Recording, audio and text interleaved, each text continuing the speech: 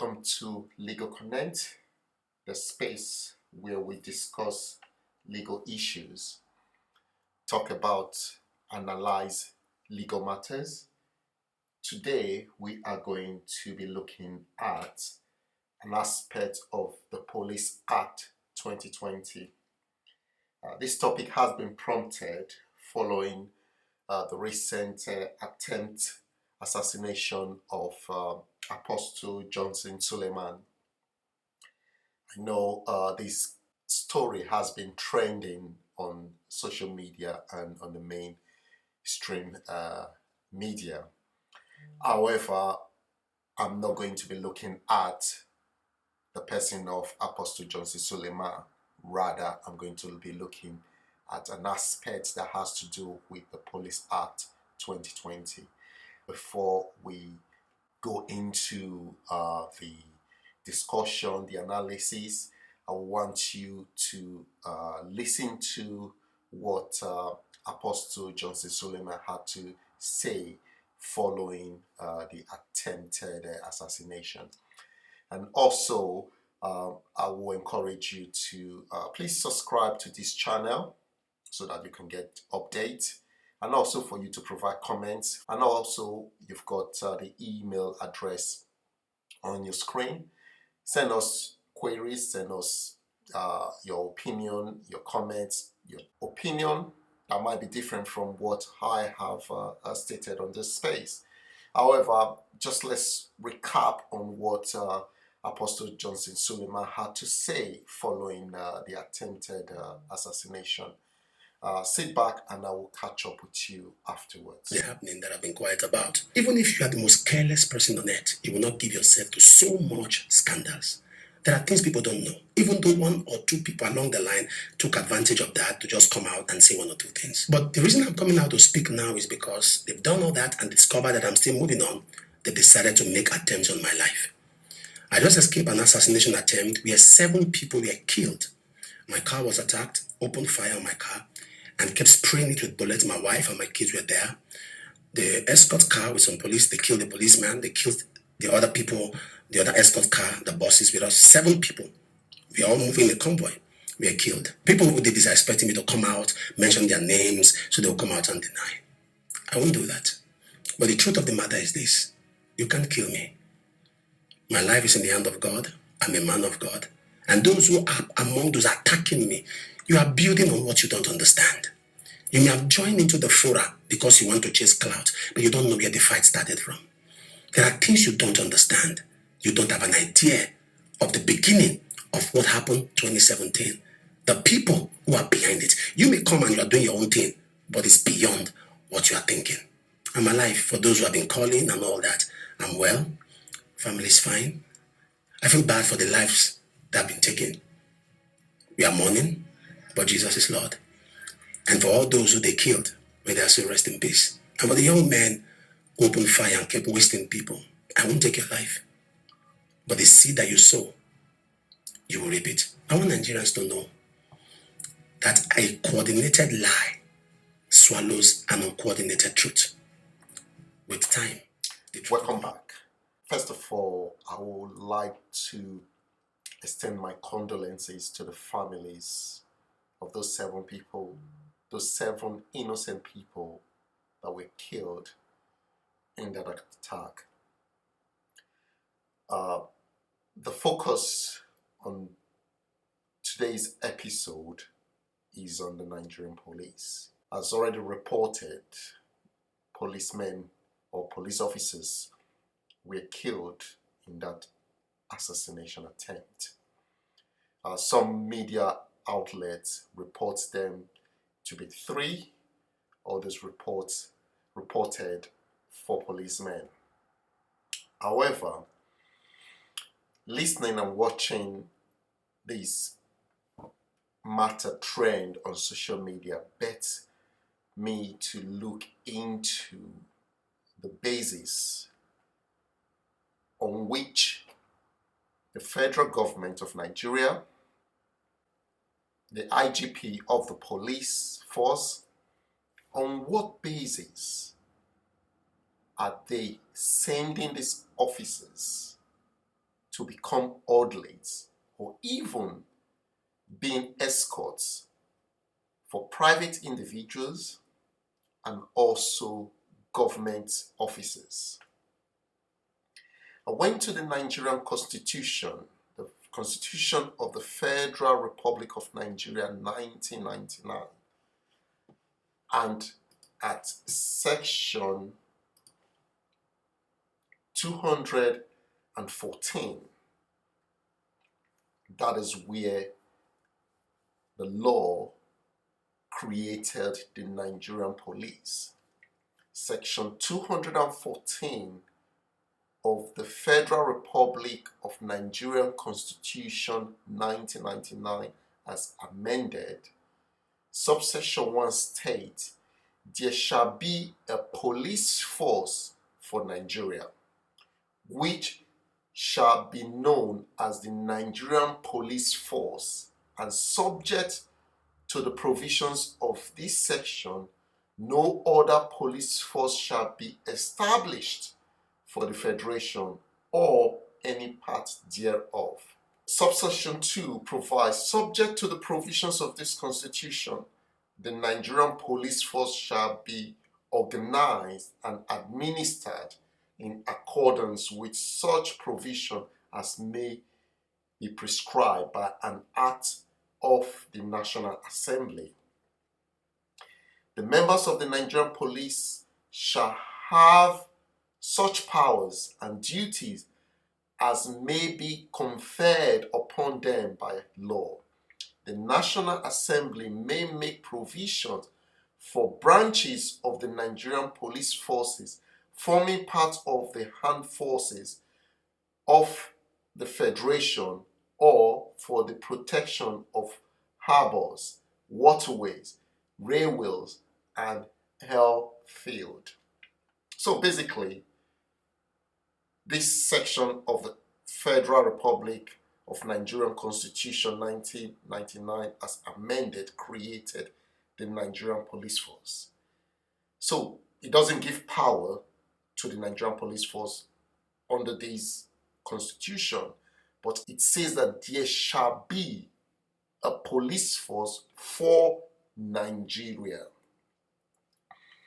Then that took me to the provisions of the act recently enacted by the National Assembly, that is the Nigerian Police Act 2020.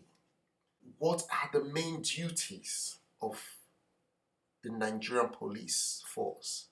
The Nigerian Police Act 2020 provides at section 2, and the heading is the specific objectives of this act are to provide for a police force that is more responsive to the needs of the general public and has entrenched in its operation the values of fairness, justice, and equity.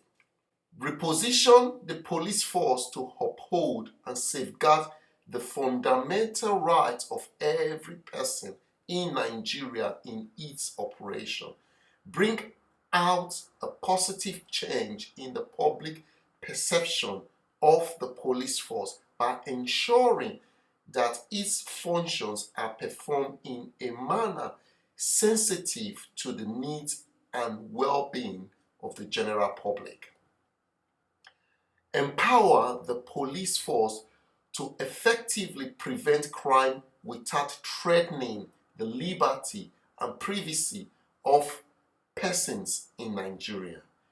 Strengthen the police force in the performance of its function, including safety and security of all persons, communities, and property in Nigeria. Ensure that the police perform its function by creating the enabling environment to foster cooperation and partnership between it and the communities. It serves to effectively prevent, reduce, or eradicate crime. Develop professionalism in the police force by providing relevant training in all police formation in Nigeria for enhanced performance and respect for rights of victims of crime and an understanding of their needs. And then you move on to section 4 of the same act. The police force shall prevent and detect crime and protect the rights and freedom of every person in Nigeria as provided in the Constitution, the African Charter of Human and People's Rights, and any other law.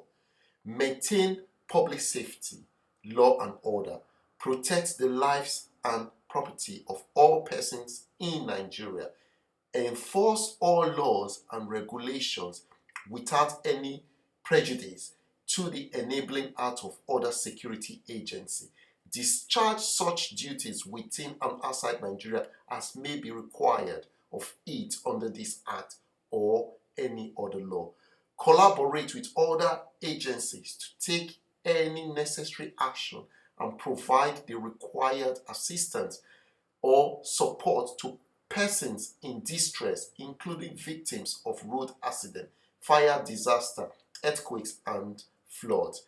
Facilitate the free passage and movement on highways, road, and streets open to the public, and adopt community partnership in the discharge of its responsibility under this act or under any other law, and vet and approve the registration of private detective schools and private investigative outfit.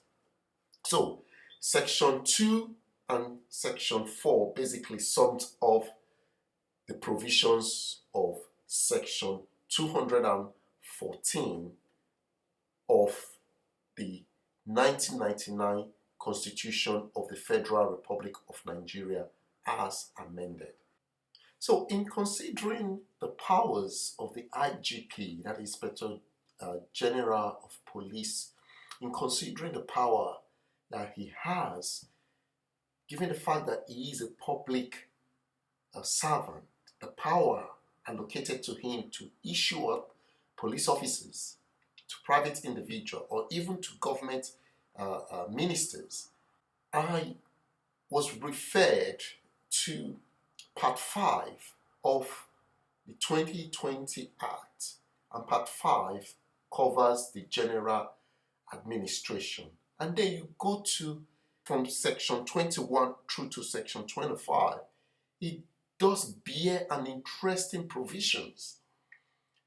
I'm going to read some aspects of section 21 through to section 25 because it is a very long sections, and reading all of them would consume a lot of time. So I will encourage my listeners, the viewers, to please go and read section 21 through to section 25 of the Police Act 2020.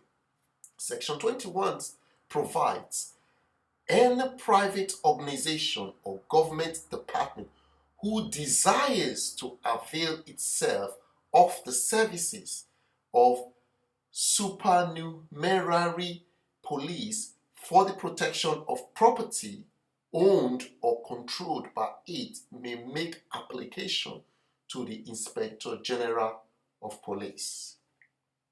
So basically, I as a private individual can apply to have a police officer assigned to me.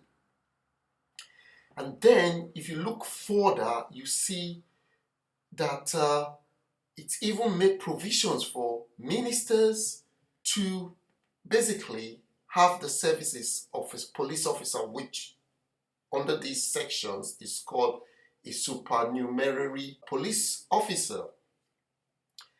And if you look at section 23, subsection 3, it says every supernumerary police officer appointed by an authorization given under this section shall not bear arms and be covered by the provisions relating to pension as stipulated in Section 15 of this Act. So basically, any officer that is assigned under Section 23 are not authorized to bear arms.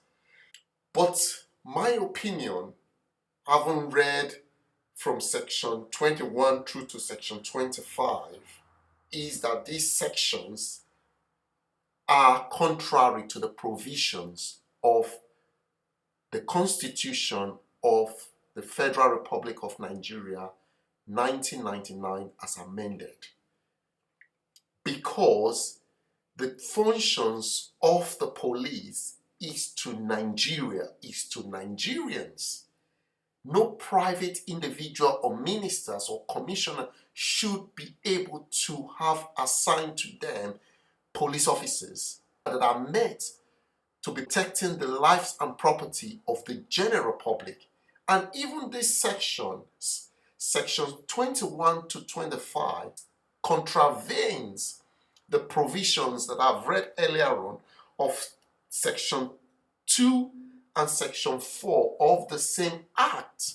So in my submission, no private individuals, clergy or non-clergy, lecturer or non-lecturers should be able to have assigned to them a police officer. That is why there is so much insecurity in this country. Let's take, for instance, we have at the Senate 109 senators. We have at the House of Representatives 360 legislators. And together, they give us a total of 469 National Assembly members. If we assigned just 2 police officers to members of the National Assembly alone, just 2 police officers, we would have assigned to them 829 police officers. However, looking at Apostle Suleiman's video and the report from the mainstream media, 3 or 4 police officers were killed. So he had with him at least 3 police officers. So if we assign police officers to every prominent people that can afford police officers in this country, how would the police force carry out its constitutional duty? And look at this case. Apostle Johnson Suleiman was traveling in a bulletproof vehicle. The police officers were traveling in a regular vehicle, hence they were killed. Does it mean that the people traveling in a bulletproof vehicle, their life is more precious than that of the police officers that were traveling in a regular vehicle? And also, what provisions of safety has the IGP provided for these assigned police officers, which in my submission should never have happened, because the Nigerian force was not created to protect the life and properties of individuals. The National Assembly, because of selfish reasons, because they were thinking of their own individual safety, created Section 21 through to Section 25 of this Act in order to protect themselves and protect their family, because they are the ones that can afford to pay for police assignments. And also, pastors, the GOs, they can afford it as well. And some other political individuals in the country that can afford to be assigned a police officer. It is appalling that we use the public money to train up police officers to go and be protecting the lives of individuals rather than the general public.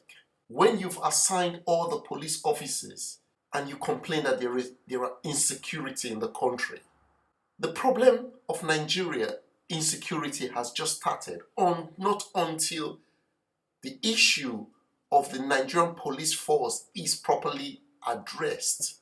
Policing the community is not by having specific people being protected by the police officers. It is a community-based policing, whereby the police officers are in relationship with the community.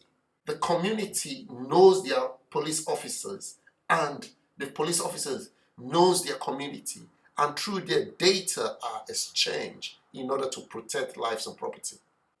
Okay, let's take for instance the case study of Apostle Johnson Suleiman.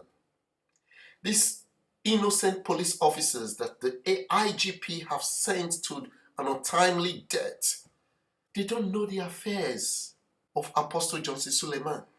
Only Apostle Johnson Suleiman understands his own private affairs, and he got himself a bulletproof vehicle to protect himself and whoever that is in that vehicle with him. And then these innocent police officers were assigned to him, not knowing what his affairs are, in order for them to be able to protect themselves. They didn't protect themselves because they don't know what is going on in the life of this minister. And as a result, they exposed themselves to a sophisticated network that they did not understand. And as a result, their lives were taken. And this is a common affair in the country. You assign police officers to people that the officers don't even know what their lifestyles are. And at the end of the day, the innocent police officers are the ones that pays the ultimate price. We read the other time, a police officer carrying a plate of food for a lady. A police officer being assaulted by a lecturer. Nigerian government should be ashamed of itself. Maybe not spent money training this officer, disgracing them in public, subjecting them to degrading treatment. And these people can't even voice how they feel. I think the National Assembly should repeal the provisions of Section 21 through to Section 25 of the Police Act 2020, because it discriminates and divides Nigerians. The Nigerian police force was created by the Constitution of the Federal Republic of Nigeria 1999 as amended for Nigeria. By interpretation, every Nigerians, they should be out there in the community protecting lives and properties rather than being assigned to individuals that can be able to afford them.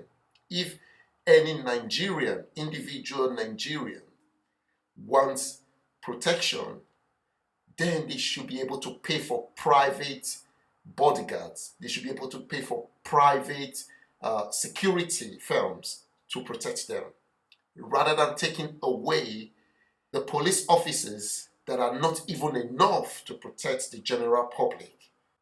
I hope I've been able to do justice to the interpretation of the provisions of the Constitution regarding the Nigerian police force and its creation. If you have any comments, please feel free to provide your comments. You might have a contrary view. If you like the video, please indicate, provide your comments. Let's engage. I hope to come again next time with another topic regarding public law. Take care now and bye-bye.